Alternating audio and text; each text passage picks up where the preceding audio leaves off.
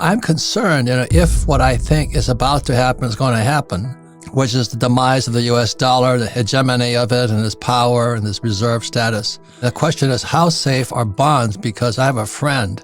He has not a million. He has hundreds of millions in bonds. And yesterday I went and bought some more silver and hid them in my secret mountain vault. But he says, he won't touch silver. He says, U.S. treasuries are it. So with that question, when he's got hundreds of millions stashed in, they talked about the eyedropper of water and a football stadium. So I think that's a very good metaphor, the eyedropper of water, eyedrop of water, and an entire football stadium. Because I think the last eyedrop is about to hit because that football stadium's almost filled up. This is really about the power of exponential growth. And a lot of the trends that are sort of driving the world we live in at large are exponential. And the human mind doesn't do a really good job of understanding exponentials. And that's why I came up with this analogy about the magic eyedropper in the stadium. Basically, he says, look, pick the stadium of your choice. Imagine somebody takes a magic eyedropper and walks down to the pitcher's mound and squeezes out a single drop of water right there on the pitcher's mound.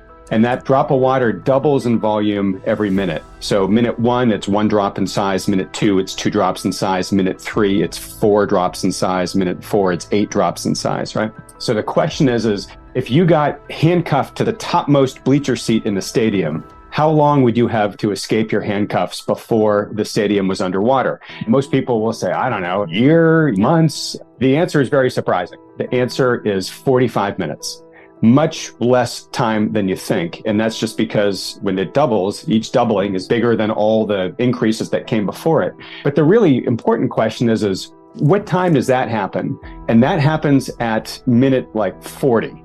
By the time you see there's a problem, the stadium's filled just a couple of minutes later, right? By the time you see the issue, it's way too late to avoid it. Your only choices at this point in time are just to sort of manage the impact. The functioning of our financial system, are you talking about the US dollar as a reserve currency, or are you talking about just our ability to afford our basic way of living? That right now, I think, is getting pretty late in the game, especially if you live in parts of the world that are really suffering right now under just crushing inflation. I don't think anybody in Europe, for example, could have ever forecasted a year ago that they would be paying what they're paying right now for energy. Yeah. So when you look at, a lot of times in America can't see because we're a goldfish bowl. Everybody looks in, but we don't see out. And I'm looking at what happened in Sri Lanka, what's happening in Brazil, what's happening in England, what's going to happen in Germany. We can't see it as Americans. I think the goldfish bowl is a great analogy too, because goldfish really have incredibly short-term memories. I'm sitting here watching all this, and so that's why I keep thinking the eye drop theory. Said when pitcher's mound is covered and I'm sitting in the top bleacher, how much time have I got? You're right to be looking outside because collapse happens from the outside in, right? It's the weaker players that fall first. And then those are dominoes that topple over bigger dominoes. And then it all begins to progress toward the center. And yes, we live here in our fishbowl, our goldfish bowl here in the US. We do have a lot of advantages that a lot of other countries don't have. We're likely not going to be the first one to fall. We're probably likely going to be the last one. But to find out where we are in the story, we want to look out at the periphery and see how it's doing. And as you just said, Robert, the very extreme ends of the periphery are not doing well at all, right? You've got a place like Sri Lanka that's gone into full collapse, right? Yeah. I don't know if you saw the videos of the people storming the presidential palace. You got to remember, we saw a preview of this happen during the Arab Spring. They experienced sudden and extreme inflation in those countries, and all of a sudden, people couldn't feed their families or keep them warm. And when you get to that point, you really don't have any other option but to throw out whoever's in power, because whatever they're doing just isn't working for you, right? You're beginning to drown. That's what happened in Sri Lanka. That's beginning to happen with greater frequency elsewhere in the world. And Europe isn't in that case yet, but it's certainly a lot closer to that destination, sadly, than it was a year ago. When Biden abandoned Afghanistan, the next day, Saudi Arabia went to talk to China and Russia. And just a couple of days ago, Saudi Arabia switched from the petrodollar, shifting to a gold-backed yuan. And nobody even notices that. So Saudi Arabia joined forces with Russia, China, Brazil, India, South Africa.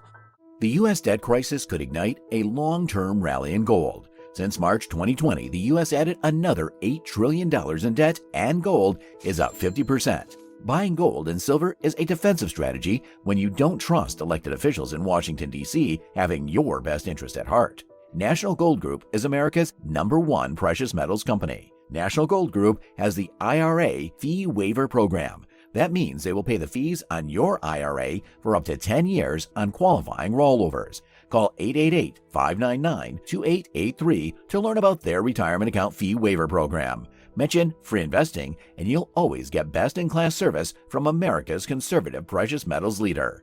You can also go to their website, buyfigold.com, using the link in this video description. When Russia invaded Ukraine, basically the U.S. weaponized the financial system against Russia, basically like seizing Russia's assets that were held abroad and whatnot. And a lot of other countries looked at that and said, whoa, like I'm in the U.S.'s good graces right now, but I might not always be. Exactly. And they could do that to me. So, what we've done in the response to the war in Ukraine, whatever you think about it, we have basically provided a pretty strong incentive for many countries to accelerate their plans to de-dollarize. And that's exactly what you're just talking about with the steps that Saudi Arabia took there. I certainly have heard a lot of commentary recently about the BRICS countries working on a commodity-backed currency to rival the dollar and probably going to be priced in gold grams and whatnot. Nigeria is going to join the BRICS. Yeah. So they're ganging up on the dollar. There's two more things that happened. You had the Nord Stream pipeline was bombed. Yep. I mean, was that an accident? Did it just happen to blow up? The other thing that happened, the reason who's the new prime or the future ex-prime minister of England tried to raise, she's gone. The shortest term prime minister in history. The whole bond market nearly came apart. Their pensions came apart. And then they had to bring a new prime minister in already. So all of this is happening. As you go along an exponential curve, things happen faster and faster, right? And so we're beginning to see more of these really big things that we just really couldn't have ever expected would happen. We're seeing more of these things that nobody could have seen coming, more of these sort of black swans. And of course, the more they are and the faster they happen, the more the odds of something really systemic breaking and something really bad happening obviously increases. But a big part here is they want to destroy hegemony of the U.S. dollar, which came in place in 1944 with Bretton Woods. The dollar became the gold standard of the world, or the reserve currency of the world. And then 1971, Nixon took us off the gold standard, and we went from being a capitalist state to a credit state. So everything is floating on debt right now. Correct. And I think bonds are debt also.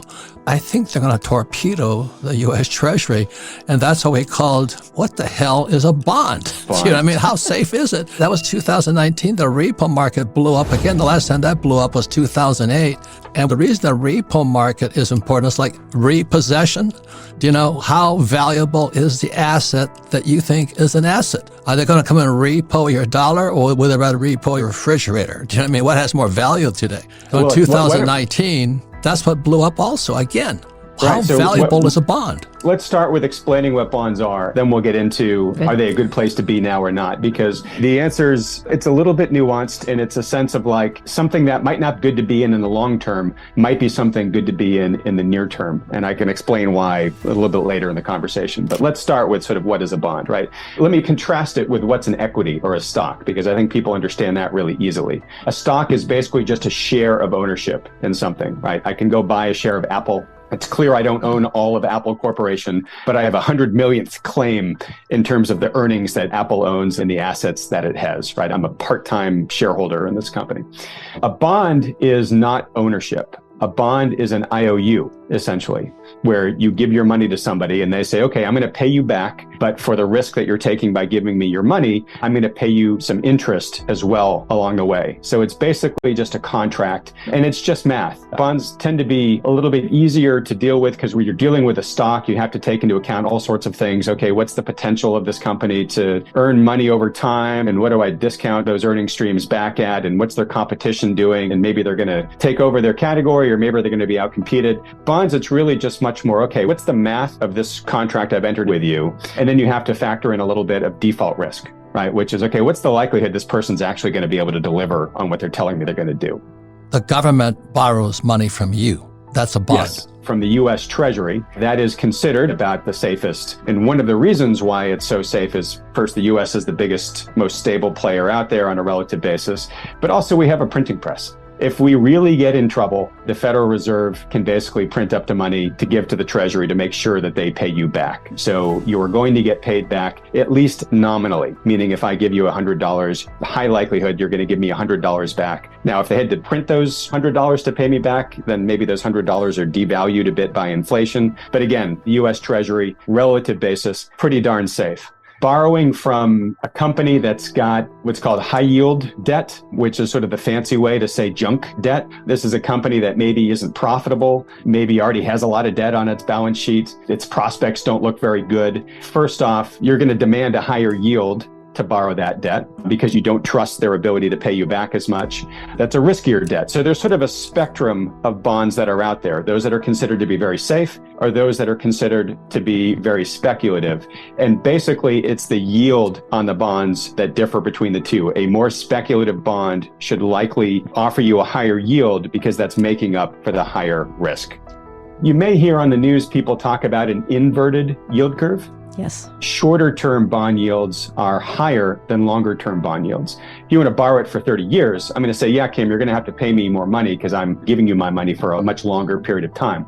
When the bond market gets nervous about where things are headed and it thinks that something bad might happen in the relatively near term, that then pushes up those short term interest rates. And so it's basically the bond market telling you, I think in 30 years, things are going to be back to normal. I think we're going to be okay in the long run, but I think we're going to have some rough times in the very near future. And that's why I'm going to demand a higher interest rate in the short term. Yeah, so let me give you a really simple. So you have a 5-year bond, let's say, and you're getting paid 5%, whereas a long-term bond is paying 1%. That's an inversion because it should be the other way. The longer-term bond should be paying 5%, but short-term is paying 1%. That's when the higher math kills me at that point. Anyway, the shorter-term bond should be less interest, but today the shorter-term bonds are higher interest than the long-term bonds, and that's the inversion. Two important things about it. One, an inverted yield curve is one of the most dependable signals we have of approaching recession. If you see an inverted yield curve like we have today, you should say, all right, look, I got to get prepared that we may be entering a pretty material recession in the not too distant future because whenever we've seen this before, it's happened. And right now, as you guys know well, we've got a big inflation problem around the world, but certainly in this country. Most central banks, definitely the Fed, are hiking rates right now to get inflation under control. Now, we have an economy that has gotten extremely used to, some would say addicted to or dependent on ultra low interest rates, that the Fed brought them down to, zero at that period of time and kept them really low, lower than they'd been in some cases in recorded history. And the system habituated to that. So now that rates are rising, they're rising pretty dramatically, and we've raised rates faster than we ever have in the data series. Let's say I gave you, Robert, a gallon of water and I told you you had a week to drink it. You'd have no problem with that, right? But let's say I just shoved it up against your face and I just forced it down your throat all at once. You might actually choke and drown, right? Same amount of water, but it's the rate of change that's the different point there, right? So we're shocking the economy right now by bringing rates up to a point where the economy is not used to rates being this high, may actually not be able to function at rates this high. And we've done it in such a fast period of time that it's literally like shocking the financial system here. So what has happened is that as interest rates kept coming down because they wanted people to borrow and stimulate the economy, our debt went this way. As interest rates came down, the Fed printed more money and our national debt owed by the taxpayers kept going this way. But the moment they raise interest rate, that debt is going to kill us because it's too expensive. Exactly. The debt service payments all of a sudden become a lot more burdensome. And who pays that? Our taxes. Who pays the debt? Are the U.S. taxpayer. So mom and pop get screwed again because they use that cash, the low interest rates, to bail out the banks, and that we're in trouble. In 2008, same says all this is going up and down, and that's why I'm going, this is a little too tough for me because I have a simple little brain here. And do you know what? The question is, because interest rates are going up, prices of gold and silver come down because everybody wants the higher interest rates than gold and silver will pay. So this whole thing just gyrates the entire world. So that's why you're here. I make $1,000, I spend $800, I got $200 left. I take that $200 and now where can I put it? If I buy a bond, I can do that. I can buy some chewing gum with it. I can do what I want with it.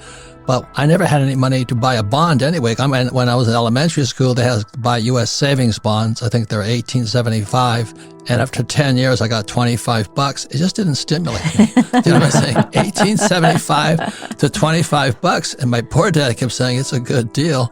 And my rich dad said, you're being screwed, because of inflation. So I was totally messed up by the time I was 10 years old. If you had $1,000, where would you put that money? Would you put it in bonds?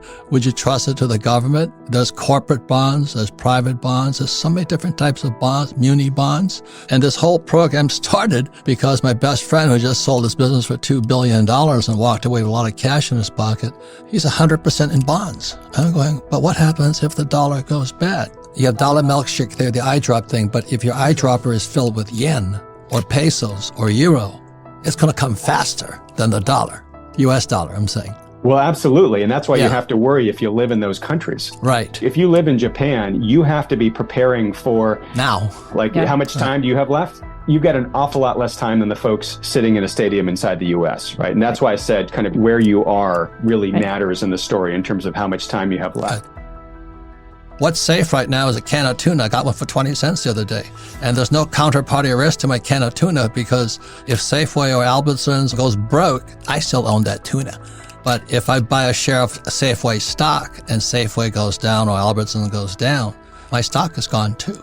So I think tuna fish are the safest of all investments today. To protect yourself against the abuse of currency and the rising cost of living, hard assets are, I think, one of the safest long-term assets that you can invest in right now, particularly hard assets that create an income stream, because most hard asset income streams will adjust along with inflation, right? So this can be real estate, this can be commodity producers, but to a certain extent, Robert, maybe you're saying it tongue in cheek, I don't know, but like stocking up on extra cans of tuna right now is not a bad thing given where food prices have been heading and can continue to head. Yeah, and tuna is a derivative of diesel because it takes diesel to fill the shipping fleets up. And most people don't understand the absolute essential role that energy plays in the economy because nothing happens, no economic activity happens without the energy to power it. And if you care about the pricing of things, you have to be aware of what the energy input costs are for that individual product. Most products require a lot of energy. If you want to get a tuna, well, yeah, it's a fish in the ocean. You would think no energy is involved at all, but you got to basically manufacture the boats to go out there and fish. You've got to put the diesel in for those boats. You could then, in most cases, most fish that's actually sold in America and caught off American shores is actually sent to China to be processed before it comes back here and is put in the can. There's just a ton of energy, embedded energy that goes into everything. You've got to really look at your vulnerability to energy costs. And again, they've gone bonkers over this past year, given what's been going on with global supply chains, the war in Ukraine, et cetera. National Gold Group is Consumer Affairs' top-rated gold IRA dealer. Call 888-599-2883. 2883. What zero represents is Joe Biden's understanding of the U.S. economy, because he has no clue what's going on. You can't brag about the fact that we had one lone month where high prices didn't get any higher. It's not like they went down. They just didn't go up. But if people were struggling with high prices, their struggle didn't get any easier. It remained the same. What would have been good is if prices could have come down, but they didn't come down. And in fact, the only reason that the headline number didn't go up was because we finally got some relief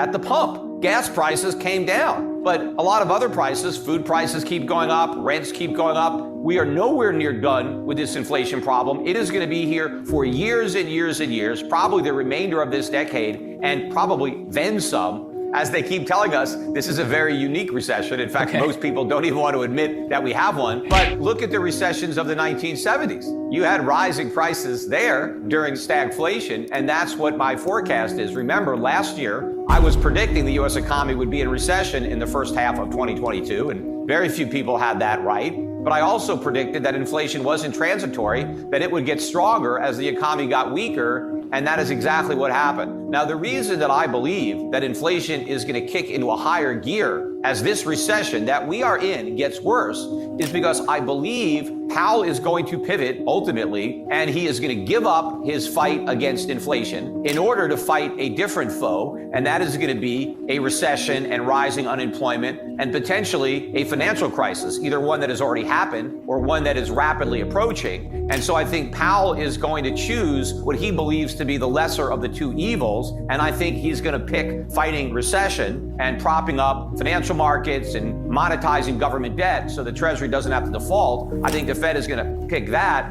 over inflation. And so unlike the pivot that we got with Volcker back in 1982, where Volcker pivoted after a victory in his fight against inflation, Powell is going to pivot despite defeat.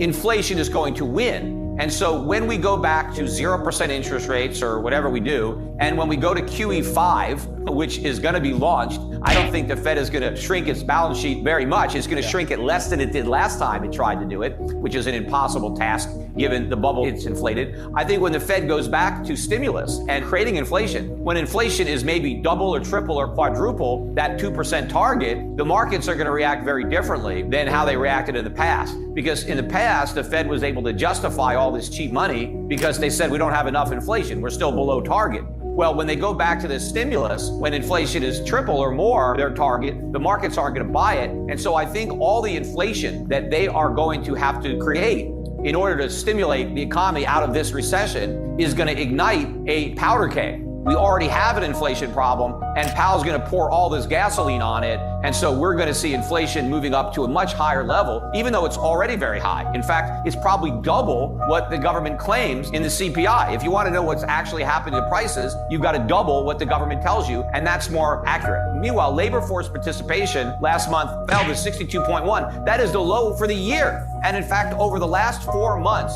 even though we've created all these jobs, the number of people in the workforce has gone down. And so that means that all the jobs that were created over the last 4 months were people who already had a job getting another job. You know, Biden claimed that we have a record number of people in the workforce. He was mistaken. We had more people working 4 months ago than we have working now. The record high for the number of people working is before the pandemic. So even though we've recovered the jobs that we lost prior to the pandemic, it's only because the same people have multiple jobs. We haven't recovered the workers. We still have a lot of workers that were working prior to the pandemic that haven't rejoined the labor force. We can't have a soft landing because a soft landing means we avoid recession. So by that definition, we've already crashed, or it's a hard landing. It is what it is. And so you have all these Keynesians that somehow believe that inflation is caused by economic growth. They also think it's caused by too many people working. They think there's a trade-off between unemployment and inflation. They think if there's not enough people unemployed, you're going to have more inflation. And the way to get rid of inflation is to put people out of work. All of this is Keynesian nonsense. Inflation is not caused by the private sector. It's not caused by growth. It's not caused by people working. The only people working that cause inflation are the people at the Fed who are running the printing presses or pushing all the buttons that are creating all the money. That's where inflation comes from. And they create inflation in order to monetize U.S. government debt. So the federal government runs a big budget deficit. The Federal Reserve prints up money to buy those bonds, and that inflation enters the economy. It's got nothing to do with growth or people working. As a matter of fact, in a real economy, the stronger the growth, the lower prices. Do you find yourself with a substantial amount of cash that's currently idle and not generating returns? It's high time you explore the trading app I've recently started using, Moomoo. It now offers an impressive 5.1% APY, plus an extra 3% APY for your uninvested cash. You have to know that 8.1% APY is 17 times the national average savings account interest rate, and there's no minimum deposit limit for cash sweeps.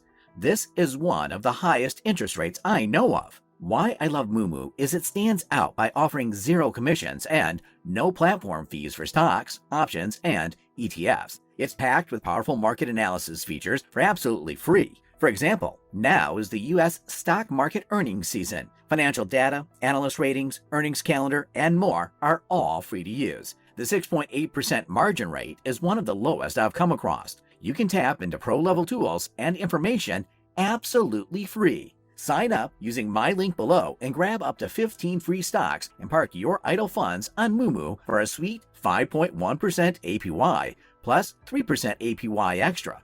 Or earn up to $5,000 in cash rewards when you transfer assets to Moomoo. Because what is economic growth? It means increased output. It means more goods and services are being produced. Well, if you increase the supply of something, then you decrease the price. So a productive economy that's producing more stuff means that the price of that stuff is lower. The same thing with people working. If more people are employed productively, their productive output is increasing the supply of goods and services, keeping the prices down. If you slow down real economic growth, if you force people out of work, you're going to have less supply. we're not going to make as much stuff, we're not going to be offering as many services, and so therefore the prices of those goods and services, all else being equal, are going to go up. Supply creates demand. So if people are producing and putting goods and services into the economy, well, now they have the ability to share in that production. They've earned money helping to create stuff, and now they can spend that money to buy the stuff that they created. And so the demand that comes from real production doesn't cause prices to go up. The only kind of demand that causes prices to go up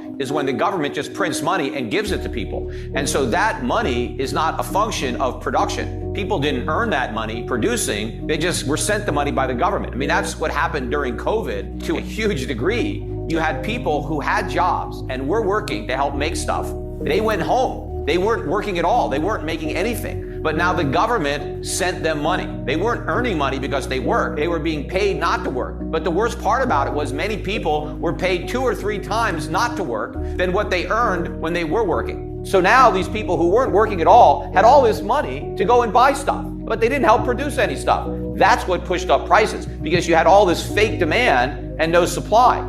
You see, the proper monetary policy response to the pandemic, if everybody was going to stop working, the Fed should have shrunk the money supply, not expanded it. The U.S. government should have cut spending, not spent more. That would have balanced out supply and demand. But instead, we had the worst combination of monetary and fiscal policy probably in the history of the country. In the face of collapsing supply, we flooded the economy with phony demand. And so we're experiencing now, I think, just the beginning of those consequences. We've got a long way to go, which is why the idea that inflation has peaked is nonsense. Historically, whenever they brand a piece of legislation, whatever the name is, the effect will be the opposite of that name. So if a bill is called the Inflation Reduction Act, then you know right off the bat, the effect of the bill is going to be to increase inflation. And that's exactly what it's going to do. First of all, there's all this new government spending. That's more demand, artificial demand, coming into the economy. How is the government going to get all this money that it's going to spend? Because it's not going to get it from those tax hikes. It's ultimately going to get it from the Fed. The Fed is going to have to print more money to monetize those debts. Now, even if the Fed doesn't do that and the government has to find private buyers for those bonds, well, then it's going to crowd out investment in the private sector. And so that's going to mean fewer things are going to be produced because the private sector is going to have less money to invest in capital and things to improve productivity. And so that ultimately causes prices to be higher. So will the increase in corporate taxes, because to the extent that corporations have to pay higher taxes, it comes at the expense of lower investment. So if corporations have less money to invest in plant and equipment and expanding supply, that ultimately puts upward pressure on prices. What the government needs to do to reduce inflation is reduce government spending. We need a bill that cuts government spending. The government is doing the opposite. They are increasing government spending. So what they're doing is they are throwing gasoline on a fire that's already burning hot. The government makes everything more expensive.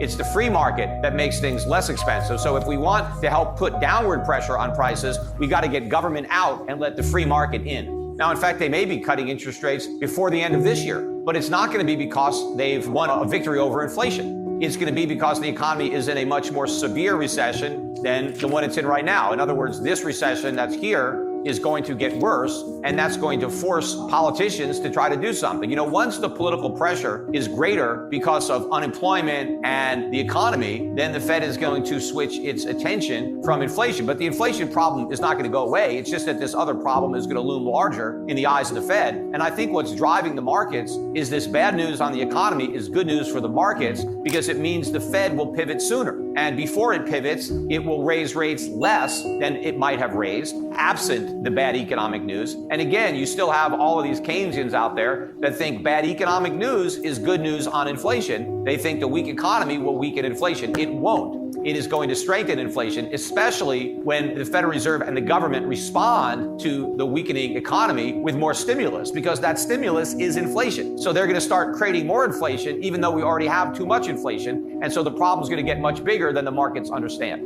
I still think this is an overall bear market. I think that rate hikes are going to continue to take their toll, but so will inflation. I think inflation is going to harm a lot of companies that have a problem dealing with it. I think a lot of demand is going to be destroyed for a lot of discretionary items, because people are going to spend all their money on food, on energy, on insurance, on rent, on taxes. Well, I think the nature of this financial crisis is going to be a lot different than the one we had in 2008, because I don't think the Fed is going to allow it. That's one of the reasons I believe believe that Powell is going to pivot, because if the Fed does keep raising rates, we will have a financial crisis that looks like 2008, only much worse. Because 2008 was about bad debt. It was about people borrowed money and they couldn't pay it back, and the collateral for the loans was no good because it was real estate and prices went down. Well, we have much more debt now than we had in 2008. I mean, by an order of magnitude. Everybody has more debt than they had back then. And so this is going to be a much bigger crisis when the defaults start. And all those banks that were too big to fail, that were bailed out in 2008, they're a lot bigger now. And when they fail, it's going to be a lot worse, except with inflation too high and the Fed fighting inflation, there are no bailouts. There's no TARP 2.0. All these banks are going to have to be allowed to fail.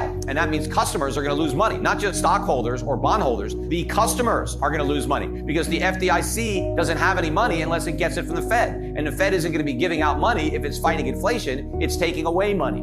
So I believe the Fed is going to pivot to prevent that massive financial crisis. And so what we're going to get is a sovereign debt crisis and a US dollar crisis. So it's going to take the form of a crashing dollar. And so the people who are going to lose money are not the people that are just holding subprime mortgages, but the people who are holding US Treasury bonds or any bonds denominated in US dollars, or even people that have US dollars stuffed under their mattress. You know, the dollar has risen so far in the early stages of this big inflation because investors are still delusional about the Fed's ability to contain inflation and bring it back down to 2%. When they wake up to reality that inflation is going to be way above 2% indefinitely, then the dollar is going to fall through the floor, and then things like gold and silver will go through the roof. Remember, in 1971, the U.S. defaulted on its obligations because Nixon took us off the gold standard. But prior to that, if you owned a Federal Reserve note and you were a foreign central bank, you owned an obligation of the United States government to pay you gold. Federal Reserve notes were notes for gold. And the U.S. government defaulted on those notes. We told all of our international creditors, we promised to pay you gold. If you had $35, we promised you an ounce of gold. And they did a couple of devaluations first, but that wasn't enough. And then Nixon said, you know what? We're going to default completely. We're going to give you no note gold for your notes. We're going to pay nothing. So that was an official default. And then gold went from $35 an ounce up to $850. So people who had U.S. Federal Reserve notes thought they were going to get a certain amount of gold. They ended up getting a fraction of that gold because the value of the dollar imploded relative to gold because we defaulted on that promise. And I think it's going to lose its status as the reserve currency. And that is going to be a game changer for the U.S. economy because we rely on the ability to exchange the paper we print, U.S. Federal Reserve notes, dollars, for the goods the rest of the world produces. We don't have to produce goods in exchange. And that's been the free ride that we've had on this global gravy train. And that's going to come to an end. And that's going to have profound implications for the U.S. economy and the standard of living of America. Sign up using my link below and grab up to 15 free stocks and park your idle funds on Moomoo for a sweet 5.1% APY plus 3% APY extra. Or earn up to $5,000 in cash rewards when you transfer assets to Moomoo. Assets to Moomoo. Assets. Middle America is getting destroyed in America today. It's a very different economy. Inflation isn't moving. It will hit $5 in less than a week. Brace for impact. High gas prices around the corner for you. America is going to be very, very upset the next few months. Jerome Powell says Fed will wait to cut rates, and that is not good for a lot of people that were hoping to get rates being cut. Oil, direct Iran-Israel war could spike oil. Ready? $30 to $40, which means if you're paying in California right now $5.50 a gallon, you'll be soon at $8 a gallon if it goes up 50%. The U.S. freight recession keeps getting deeper. The average American doesn't know what a 401k is. The Federal Reserve will not be making rate cut. 12-month core PCE inflation, which is one of the most important things we look at, is estimated to have been little changed at 2.8%, and the 3- and 6-month measures of inflation are actually above that level. So we've said at the FOMC that we'll need greater confidence that inflation is moving sustainably toward 2% before it would be appropriate to ease policy. What does that mean to the average person?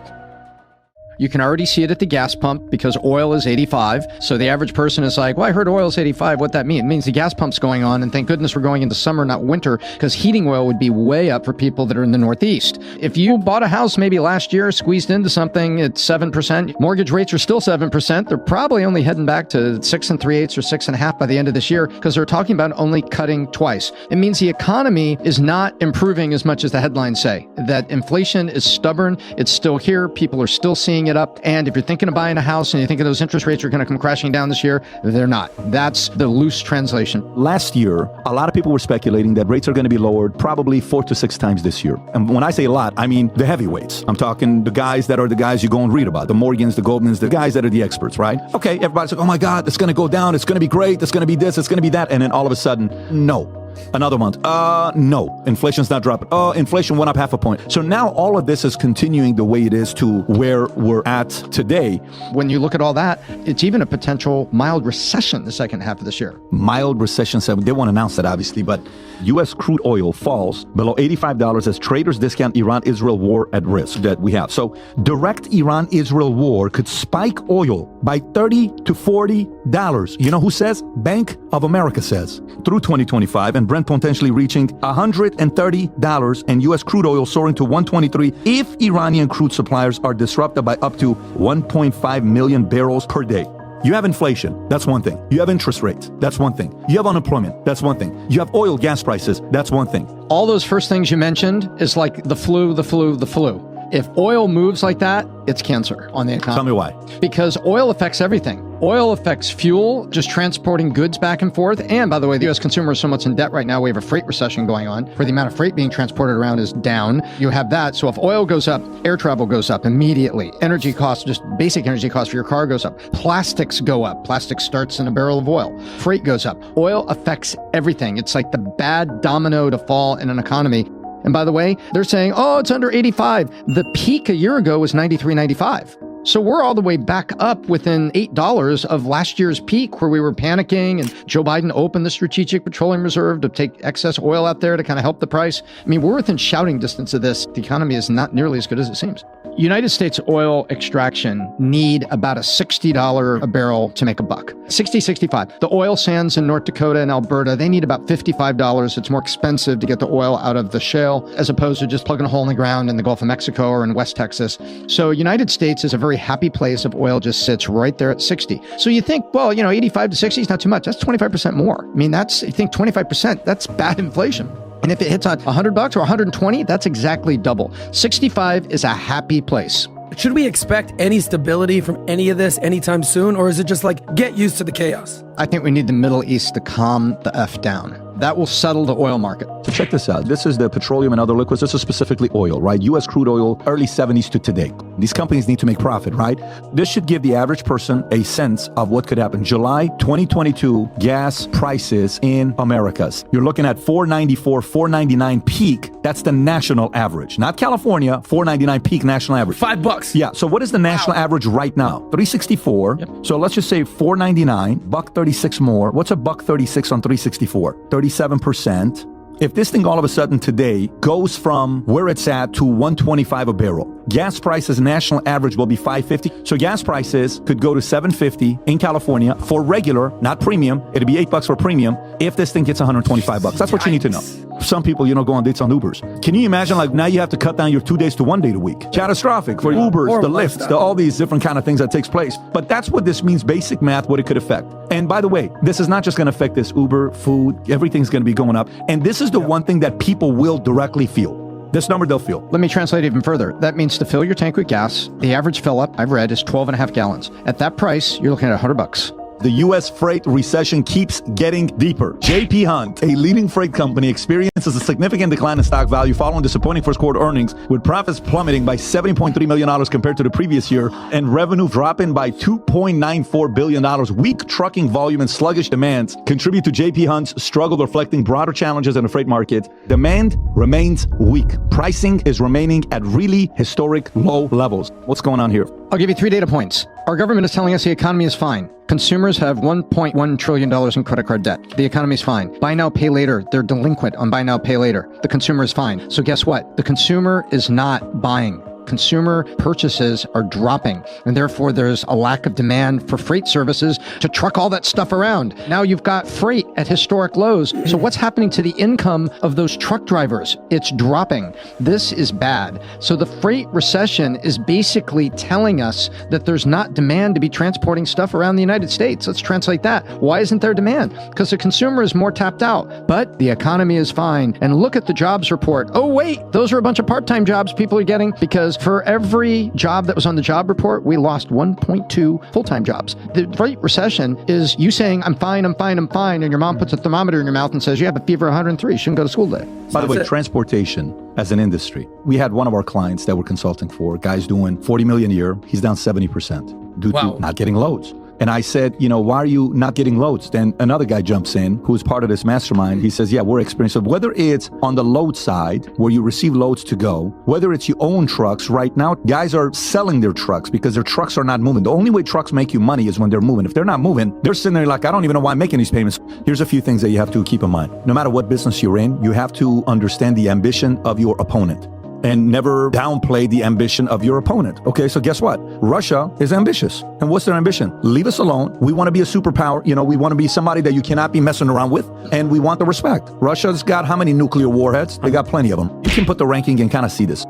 China. Yep. What's China's ambition? China's ambition is clear. They want to be the biggest superpower in the world. Great. What's Iran's ambition? Is it ambition or is Iran driven by hatred? What is Iran driven by? Is Iran driven by selling their faith to the world? Like, is Russia driven by selling their religion to the world? No. Russia is driven by selling their power and imposing their power and their history to the world. True. Is China driven by selling Buddhism? So what's China's trying to do? They're just trying to tell you we're better at strategy than you, and we're going to be better generals than you to take over, right? So the ambition there is economically to say we're going to be a superpower, right? Here's the article from New York Post. Sex workers complain sales are down as inflation continues to pound the economy. And it's getting even worse. Inflation has been pounding the economy, and sex workers are saying it's more expensive for them as well. Let me go into the inflation story here. So high inflation is costing Americans an extra $1,000 a month, $1,000 a month. This is from Fox Business. Americans are facing significant financial strain due to high inflation, with households needing to pay an extra $227 a month compared to a year ago, totaling $1,069 more than 3 years ago. Financial pressures on households, especially low-income earners, housing and gasoline costs were primary drivers of inflation, and rents up 5.7% from previous year, and gasoline prices up 1.7% during the month. Food prices also saw a 0.1 increase, contributing to a 1.2% rise from previous year and a staggering 21% increase since January of 2021. So that means if you were making $100,000 a year in 2021, you need to make $121,000 a year to be able to maintain the same exact lifestyle just in that period, which is 3 years. Let's do fun with math again, but this is no fun for the consumer. $1,069, I did the calculation, in most U.S. states, leaving out New York and California, because this would be even worse, is $12,500 pre-tax. So 3 years ago to now, you would need $12,500 a year, and then you do tax on it, it's almost $15,000. That means if you didn't get a $15,000 raise, so you can have that $1,069 a month, then you are behind. So all the headlines about, the stock market's up, Magnificent Seven, S&P, this is good, inflation's down. The long-term effect on people has been catastrophic. Right now, this inflation, this is real. And recently, they were having headlines. People saw PPI. It stands for Producer Price Index. So let's just think, Producer Price Index. Producers are people that make things, like Nike that make shoes. And so what do they pay more for all of the fabric and everything that goes into a shoe in the cardboard box? That is the inflation hitting them. When producer prices go up, you can set your watch for 90 days later, those products go up. Basically, inflation continues to go up. So Americans are looking for second jobs, looking for side hustles, and are looking for ever more ways to see if they can trim the budget or save a few bucks or find lower cost alternatives in an economy that is biting them hard. That is true. That's for sort of our economic indicators of discretionary spending. What are we going to see with this article? I'm actually curious. Yeah, well, if you look at the countries all around the world, the inflation is not just here in America. We know that that's sort of the obvious, but America actually has recovered pretty well based on the rest of the world. So here's some of the countries with the highest inflation at this point. Zimbabwe, I think it's like 500% ridiculous. So America, if you believe the numbers, is sitting at 3.7%. Okay, compared to the rest of the world. Here's China, somehow not even at 0%. Can't believe the data that comes out of China. I feel like I just had a flashback to a week and a half ago. The cumulative inflation rate over the last 3 years is killing the American middle class. And you can look at it right now and say, is it good that inflation is down? Well, it's good that it's down, but it's not as low as it needs to be. And the cumulative effect over 3 years is pretty bad. People, save that money. You need more money to save the money. And these poor people are now $1,100 a month, a freaking month, $15,000 a year before taxes, worse off than they were 3 years ago. That's pretty harsh. It's good to look out there and say, wow, you know what? The inflation rate is down when I'm eating ramen noodles and I've got major U.S. companies suggesting I have cereal for frickin' dinner. So Bill Ackman says, student loan forgiveness sounds great for borrowers overburdened with high interest rate debt that they cannot repay. The problem is that the subsidy appears to be principally to more affluent families at the cost of burdening those who didn't attend college or whose parents saved send their kids to schools. It should be illegal for a president to buy votes by transferring funds from certain citizens to others he believes are more likely to support him in an election. He's 100% right. There's a difference between you're talking about inflation isn't as bad as some people think it is. You know who's feeling it? Middle America is getting destroyed in America today due to pathetic policies that we have.